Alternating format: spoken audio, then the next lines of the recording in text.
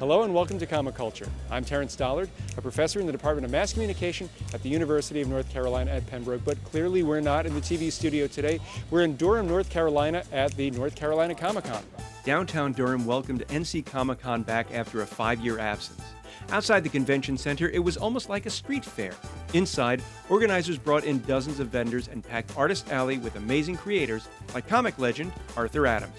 So I have my copy of New Mutants Special Edition number 1, which I read and reread during the Hurricane Gloria blackout in New York. And so now I've heard you say to people that, oh gosh, my older work might not be my favorite. So when someone brings you a comic like that, this means so much to me, how do you sort of handle the fact that as an artist you feel that you've improved so greatly?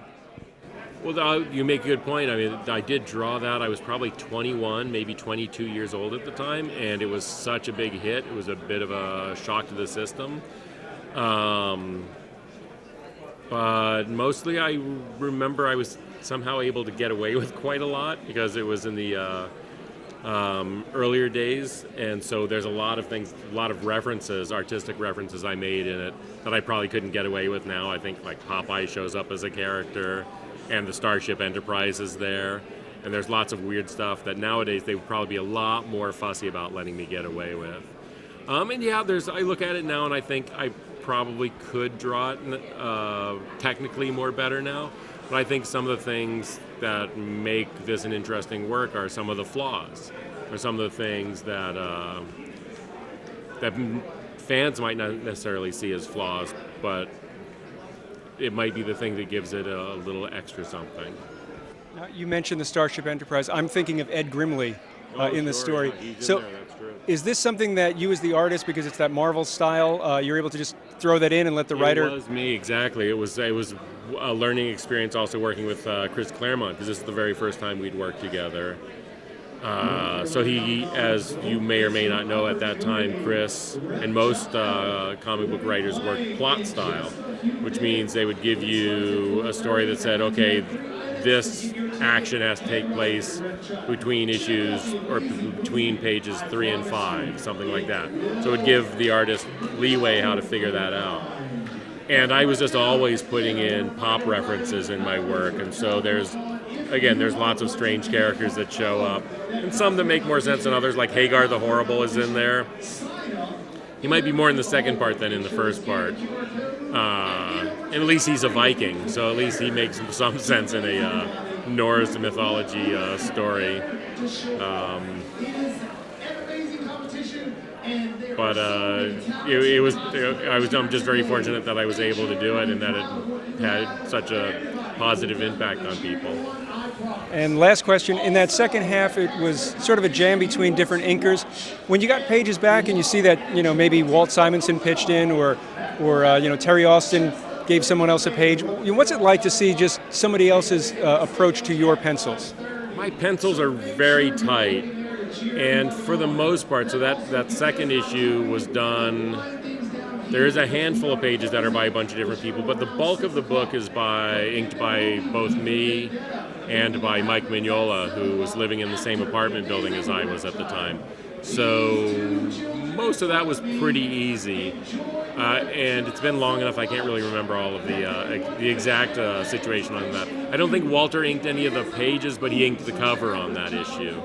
I'm trying to think. I know Steve Lealoa inked a couple of pages, and Steve is a terrific artist, so I was happy to get one or two of those, and I think Steve might have gotten one or two. It's been so long ago, I couldn't tell you now. I enjoyed spending time in Artist Alley at NC Comicon, talking with creators I haven't met before, like writer Robert Venditti. Robert, you have worked for a number of big publishers, Marvel, DC, Dark Horse, and if I said Marvel and I'm wrong, I apologize, but that'll be next time. A little bit. So, you're working on some of the great characters. We were talking before we started about your work on Superman 78. So, what is it about the character of Superman that you think a lot of people don't get? Superman has always been my favorite character, and I remember being in the theaters and watching the original Christopher Reeve, Richard Donner films. And it just always resonated with me, this sort of worldview of people being good, doing the right thing because it's the right thing to do. I think a lot of people talk about that in a sense that there's some kind of outdated or too Boy Scoutish or any of those kinds of things. I don't feel that way about the character. I think a lot of people sometimes will have an urge to maybe darken the character up for the darker times maybe that we live in and things like that. To me, the darker the times, the brighter he shines. And I always looked at the character as he came down from space, landed in the middle of Kansas, and the first two human beings he met took him in and loved him as their own. Why wouldn't he think people are good, you know? And so he espouses those values, and I don't think that stuff ever gets old. You know? I would agree. I mean, I always found it a little disturbing when, the image of Superman is the angry guy with the glowing red eyes and breaking people's necks. And I don't want to say that too loud because I don't want people to, get upset with me, but I mean, everyone's Superman is their own. But when you're working on a character, a legacy character like that, especially one that is tied to a particular film franchise, how do you sort of go through having a good story and yet making sure that editorial is happy with the fact that you're hitting all the nostalgia buttons? Yeah, I mean, I don't know. That's kind of the job, I guess. You know what I mean? For me, I've done a lot of different things for DC. It was different to do this because you weren't really beholden to all the comic book continuity going back to the 1930s. You really were just beholden to the continuity of a handful of films. But you had all the characters and all of the ideas and all of the villains and things of that continuity going back to the 1930s that you could pull from. So we used Brainiac in our story, which is a classic Superman villain that goes back a really long time. But because of the freedom of doing it set in the film universe and not the comic book universe, we were freed up to do a lot of different things that would have contradicted comic book continuity, So to me, that was what was really enjoyable about the job. And we were lucky that the story was really well received and has done really well. And we're doing a second one now. The first issue comes out on Tuesday. And again, we're using another classic Superman villain named Metallo, but we're putting it in a sort of Cold War, Soviet, USA type story that were so prevalent in those era of films in the 70s and the 80s. You had Red Dawn and Red Heat and all those kinds of things. So it's all about taking all that stuff and being able to use it to fit into the continuity of the films. And my final question is going to be about conventions. We're here at NC Comicon. As a writer, it's sort of an anonymous job. You're at home, you're working. You might make phone calls to to editors and artists, but you're at a convention, you're meeting fans. So what is it about the convention that makes you want to attend?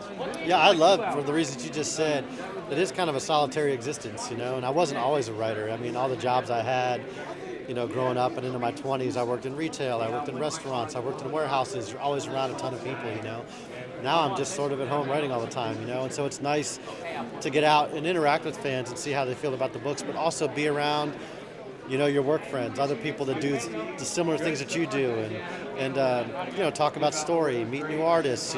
Some of my very best friends are people that I've met, through comics at conventions over the years, and so it's great to get out and be among it. And I'm really thankful to be able to come back to this convention, which is always one of my favorite ones to do.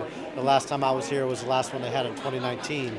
With COVID and all those things, I had kind of a break, and so it's nice to see it back up and so well attended and all the people that are here. So really happy to be able to be here. I'm talking with artist Jason Strutz. Jason, we're at NC Comicon. You get a chance to meet some fans while you're out here, but tell us a little bit about your work.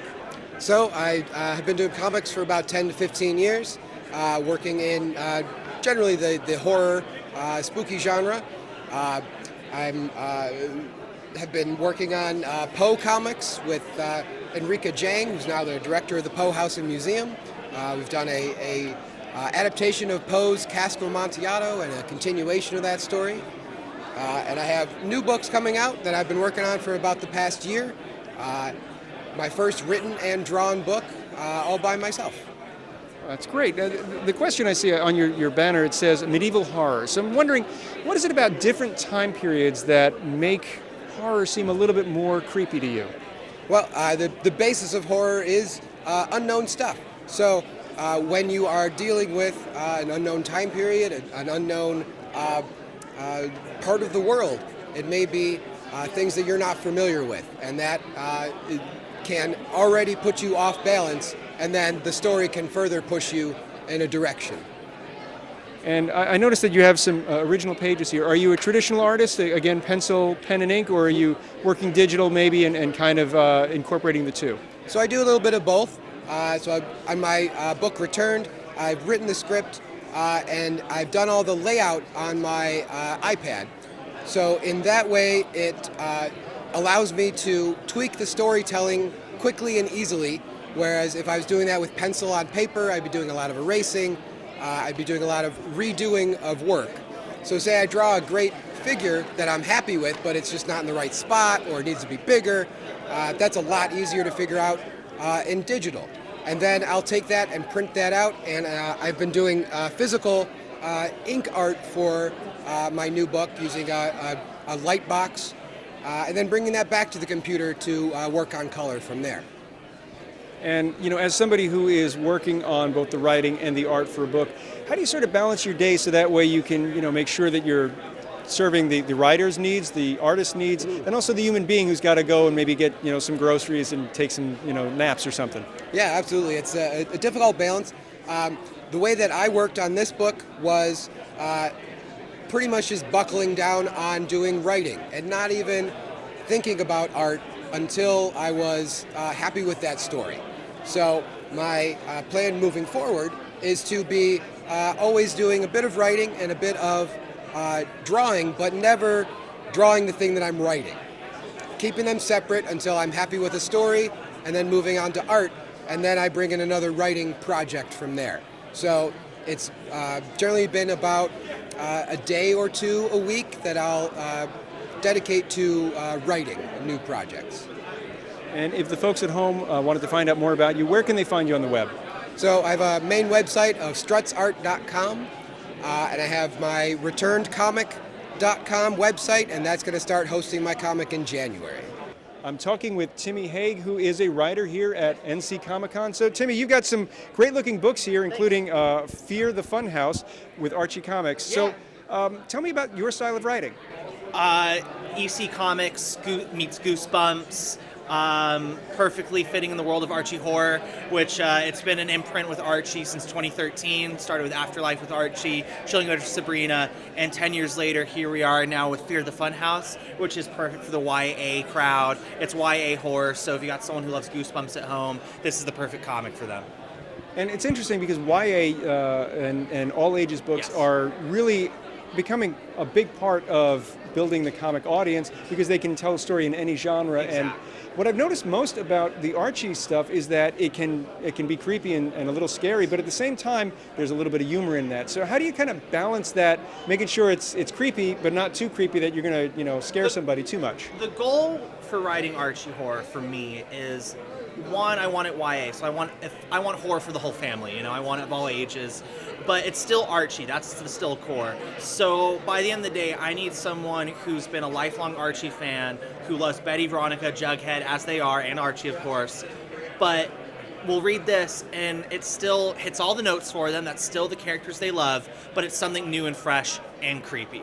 And I want to write in a way where if someone has never known those characters, they read this and they still know their core elements, what makes them those characters. So after they read this book, they'll read then, maybe a traditional Archie or another Archie horror, anything Archie, and the characters that they experienced in this, it still resonates with them in the same way in other books.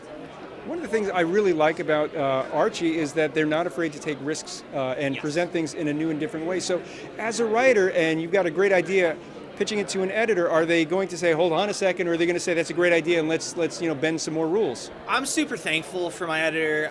Jamie Lee Rotante is just the utter best. When I pitched this book, originally it was going to be a evil doll Veronica versus Sabrina the Teenage Witch, and Jamie introduced me to Evelyn Evernever, who's the star of the show. And Evelyn is a bit of a deep cut character. She appeared in maybe 7-8 books in the 50s and 60s, and she always had a doll by her little doll Minerva, and she's a little Archie character. And so thanks to that, I got introduced to little Evelyn, and what better way to have a killer doll book than have the creepy doll girl, Evelyn Evernever. And that's why the overarching story for me is love Evernever. And Evelyn's just a blast, and being introduced to her by my editor was just so much fun, and I'm super thankful for it. And, if the folks watching at home wanted to find out more about you and your work, where can they find you on the web? I am on all of them, Facebook, Instagram, Twitter. Just search Timmy Haig. You can type in Toy Box of Terror, Archie Comics, and you'll find me. One of my favorite things about Artist Alley is meeting people I've interviewed but never met face to face, like writer Brockton McKinney. Now, Brockton, we are at NC Comicon, and you said before we started recording that you used to help organize this show. So what's it like being back on the other side of the table? It's fantastic. I love this show so much. I was the creative director for years. These guys are all family to me, Ultimate Comics and NC Comicon. So when they said we're coming back, this is the first show I've done, as I was saying, in probably 3 years. And so just getting back here and seeing everybody, seeing that line out front, you know, and everybody standing there and everybody having such a great time, it's amazing. Such a good feeling. And it's a different time. I mean, I know that when I started going to conventions, it was a lot of people buying comics, and then slowly we started to see cosplay mixing in. Now it seems like there's a lot more cosplay and a lot less people buying comics. So what have you observed? It's a pretty good mix. I love the cosplay element because before it was just comic books, and that's great, but when people are coming that are attendees, especially younger kids and stuff, it's so fun to see these people dressed up and having a great time, and they do this big cosplay contest, and so much of this is like homemade stuff that these people are like putting all their time. There's artistry to it, and so I think it's amazing. It brings a really cool energy and vibe to a show, and I was, again, that line outside, 50% of them were people that were dressed like me and you, and 50% of them were like creatures and superheroes. So yeah, there's something magical about it that's like really cool about any convention, but I think NC Comicon really brings in a bunch of the great people from around this area. So. And the other thing, I mean, your work is in multiple genres. I see some Mad Magazine, I see your own comic, M Theory, I see some work you did for Dark Horse. What do you notice in the fans? I notice from my own experience that superheroes are not as popular as they were 20 years ago. So what are you noticing in contemporary readers? There's such a wide variety of people that love it, and I think that like the Marvel movies and that stuff really got people back interested in superheroes and comic books in general. But then when people started reading, they realized there's so much else out there. There's so many cool indie comics and cool action stuff, and so that's always kind of been my bread and butter, is that stuff. So it's really nice, and I get people who come up to me that don't know who I am, but they're just like, what is this, what is this, what is this? And I get to turn them on to those new comic books, a Dark Horse book or an Oni book or some just creator-owned thing that we've just published ourselves. So it's I mean, I've been here for whatever it's been, 4 hours, and it has been constant. People here buying books, talking about it, checking stuff out. I also wrote a movie and directed a movie called Repchild that's going to be playing at the Carolina Theater at 4:30 today. So it's always nice to see those people come in. And then I've noticed that after like the movie, then they'll come over here and check out the comic books and check out everybody's comic books and see the whole place. So yeah, I think it's great to have that kind of diversity with the fans and comics and superheroes and indie, everything. And I know you write in a lot of different genres. If the folks watching at home wanted to find out more about your work and the variety of it, where can they find you on the web? Just if you look up Brockton McKinney on Facebook, Instagram, Twitter, there's only one Brockton McKinney, thankfully. And so I put all my stuff. I'm not great at it. I'm not great at social media, but I keep up with everything, and you find out what new stuff's coming out and where I'm going to be. Another familiar face is writer Jeremy Whitley. You've written a lot of different books over the years. Princeless, I guess that was the one you and I talked about a few years ago. Yeah. But we're here at NC Comicon. What brings you to this convention? Well, I am from Durham, so I live just down the street. This is Ultimate Comics. I put this on as my home comic store. And I came out to see everybody, sell some books. I have my brand new one from this year, The Dog Knight, which is a sort of middle grades action-adventure series that we started up this year. So here to talk about that one and sell a little bit of everything else. So all ages comics are comics literally for all ages. They don't have to be for a younger reader. They can be for any reader. So what is it about that medium that makes you want to write in that, I guess, for that audience? Yeah, I think, it's an audience that I sort of, to some extent, fell into accidentally with Princeless. Like, Princeless was the story I wanted to tell, and I started writing it not really knowing what age group it was for, and it ended up being, something that fit well with middle grades and told a story that I think was very relevant to them. And it's something that I really enjoy because I love having fans who grow up on my stuff, who are very excited to see me at conventions, very excited to come pick stuff up, and that I can sort of get these messages too in the form of comics that they can, get excited about, which is really nice compared to, they're obviously great adult comics readers, but I think, my experience with working for Marvel and big companies like that is there's just as many people that come up and have a question about the, lightning bolt being turned the wrong way on panel 5, page 200 of something or other. And, they have a lot more tendency to gripe, whereas I feel like my all ages audience, they're always just very excited to see me, to read stuff, and to tell me about what they got from it. And they always have interesting things they pull from those the books too. So. And when you're coming up with an idea for a book, is this something where you are thinking about what the audience is going to like, or is it just you've got some sort of itch that you need to scratch as you sit down and start writing? It's a lot more the second one. At some point I have to think about what the audience would like. I tend to maybe do that not as early in the process as I should. I sit down and I like to write the sort of stuff that I would like to read, be it, all ages stuff or adult stuff. I want it to be stuff that's fun, that's inclusive, where I, see characters like myself and my friends in the stories. And I like to tell stories that I haven't seen told before. So I think that's what really interests me a lot more than, what it is that people want to read, so much as what is it that's not out there? What is it that people are looking for that they haven't found yet? And if the folks at home are watching and they want to find out more about you on the web, where can they find you? Well, my website is jeremywhittley.com. It has all my comics up there, as well as links to where to buy them. I'm also on Twitter at jrome58, on Tumblr, on Blue Sky, anywhere you want to go looking for me, I'm there. Spending time in Artist Alley at any convention is a lot of fun, but at NC Comicon it felt a little more relaxed and laid back. You could spend more time talking with creators and learning about their projects. I spoke with writer-artist Bob Dry about his comic, Ice in the Shadows. You're here at NC Comicon. You've got a book called Ice in the Shadows. Tell me a little bit about it. Sure. So Ice in the Shadows is a webcomic. You can read it online at iceintheshadows.com. It's about a family who unfortunately gets caught in an ice storm, gets in a wreck, and then has to deal with some creatures they didn't expect to encounter. And I've got all the art here at the show, so people have been flipping through it and really enjoying it.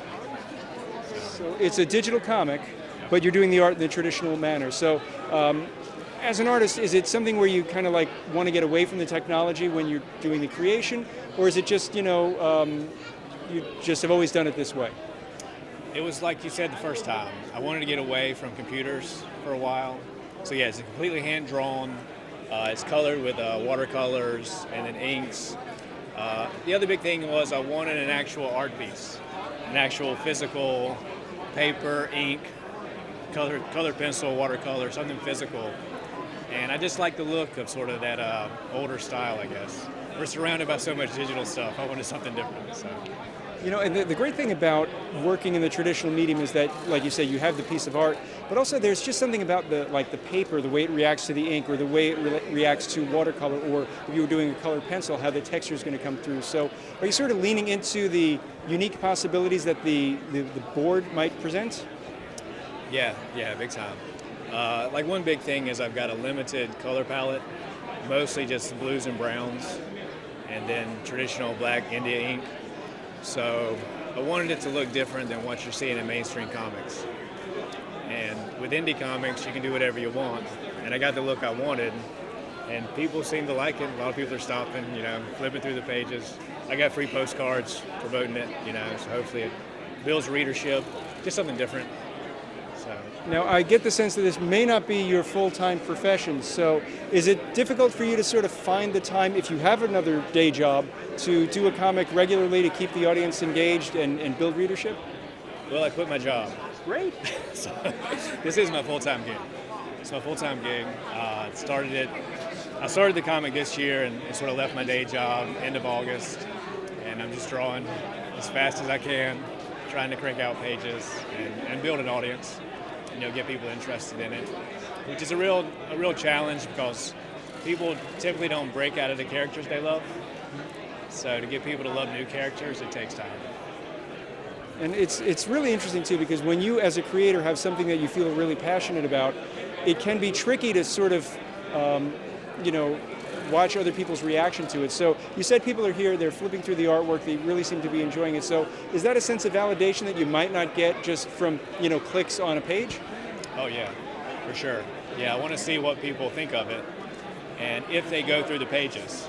The test is always, people tend to be hesitant to flip through pages. There's so much stuff to look at. So if they progress through the pages in an art book, that means they like it. And I feel like, hey, this may actually be something people want to read. So that's good. And because you're working in the traditional manner, is this something where maybe the end goal is to do some crowdfunding and get it published in a hard form, or maybe entice a publisher to work with you? I don't know. I'm not that far along yet. It's really, at this point, I just want to raise awareness and build an audience, and get it done. I mean, in so many ways, it's really just hopefully get it finished. See it to the end kind of thing. I'm not too worried about, how it's going to make money or not. And if the folks watching wanted to find out more about you and the comic, where can they find you on the web? iceintheshadows.com, and then also my website is bobdry.com. BOBDRY.com. It's pretty easy. Well, that's all the time we have for this episode of Comic Culture. Thanks so much for watching. We'll see you again soon.